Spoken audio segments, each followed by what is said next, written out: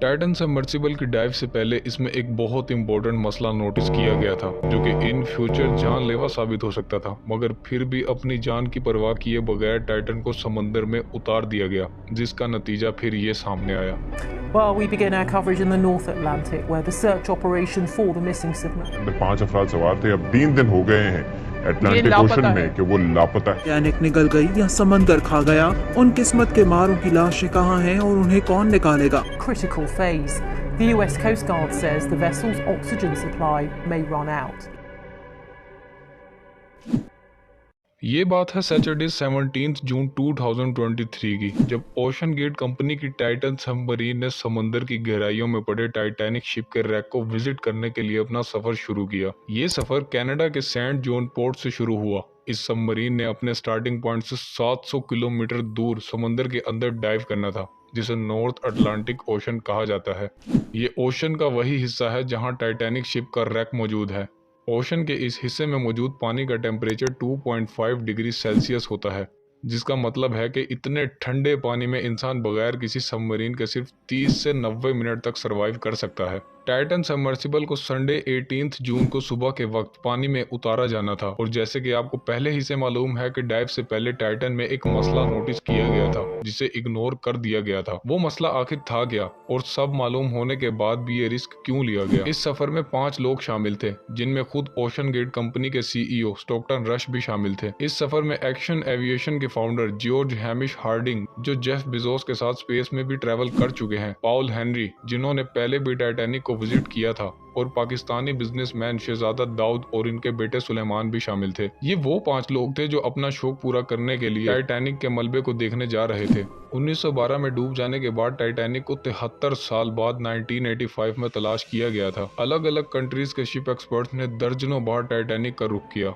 Titanic movie को बनाने से पहले उसके डायरेक्टर जेम्स कैमरोन ने भी दर्जनों बार टाइटैनिक को विजिट किया। फिर इस मूवी को 1997 में रिलीज किया गया, जिसके मशहूर होने के बाद कई लोगों के अंदर टाइटैनिक शिप रैक को विजिट करने का इंटरेस्ट पैदा हुआ। संडे 18 जून 2023 को दोपहर के 12 बजे टाइटन ने अपना सफर स्टार्ट किया। ये सफर, जो कि 2 घंटे का होता है, 1 घंटे 45 मिनट गुजर जाने तक ही टाइटन का मदर शिप के साथ कॉन्टेक्ट टूट गया। अब ये बहुत नॉर्मल बात होती है। टाइटन सबमर्सिबल का ये टूर 7 घंटे का था, लेकिन जब 7 घंटे गुजर जाने के बाद भी राब्ता दोबारा ना बन सका, तो मदरशिप पर मौजूद क्रू ने यूएस कोस्ट गार्ड से मदद दरियाफ्त की। ओशन के उस हिस्से पर जहां टाइटन से राब्ता टूटा था, हर तरफ अंधेरा होता है और रोशनी का कोई नामो निशान नहीं होता। मंडे 19 जून 2023 को यूएस शिप के साथ साथ कनेडियन शिप्स और प्लेन्स ने नॉर्थ अटलांटिक ओशन में एक सर्च ऑपरेशन शुरू किया। इस रिसर्च में सोनार स्कैनिंग का भी सहारा लिया गया। टाइटन टाइटैनिक से सिर्फ 15 मिनट दूर था। अगले 2 से ढाई दिनों तक ये रिसर्च जारी रही, मगर टाइटन का कोई नामो निशान ना मिल सका। वेंसडे 21 जून को सुबह 6 बजे सर्च टीम ने पानी की गहराइयों में से कुछ आवाजों को रिकॉर्ड किया। इन आवाजों को अंडर वाटर रेडार्स की मदद से सुना गया था। इनको सुनते ही आरओवीज को आवाज की डायरेक्शन में भेज दिया गया, मगर ये भी फेल हुआ और टाइटन की कोई खबर ना मिली। सबमरीन में 96 घंटे यानी 4 दिन तक का ऑक्सीजन मौजूद था, जिसमें से 3 दिन गुजर चुके थे। थर्सडे 22 जून को आरओवीज को टाइटैनिक के रैक के पास फिर से भेजा गया। उसके बाद जो देखा गया वो हमेशा याद रखा जाना था। 3:48 पर आरओवी ने टाइटन का एक हिस्सा टाइटैनिक के मलबे से 1600 फीट दूर पड़े देखा। टाइटैनिक के मलबे को देखने जाने वाली सबमर्सिबल का मलबा अब पूरी दुनिया की न्यूज में दिखाया जा रहा था। इस न्यूज ने पूरी दुनिया में हलचल मचा दी थी। टाइटन, जो कि पानी के अंदर 4000 मीटर नीचे मौजूद थी, वो पानी का प्रेशर बर्दाश्त ना कर सकी और सिर्फ 0.3 सेकंड्स में ही फट गई।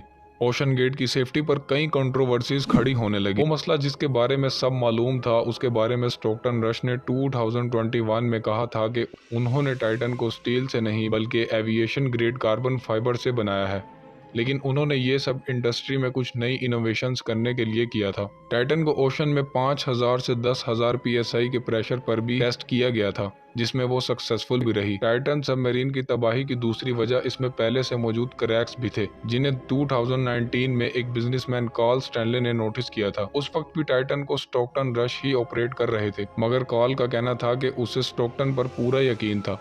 टाइटन का मलबा चंद दिनों बाद ही रिकवर कर लिया गया। अमेरिकन कोस्ट गार्ड का कहना है कि टाइटन के मलबे से ह्यूमन रिमेन्स भी यकीनन रिकवर हुई हैं। उम्मीद है आपको ये वीडियो पसंद आई होगी।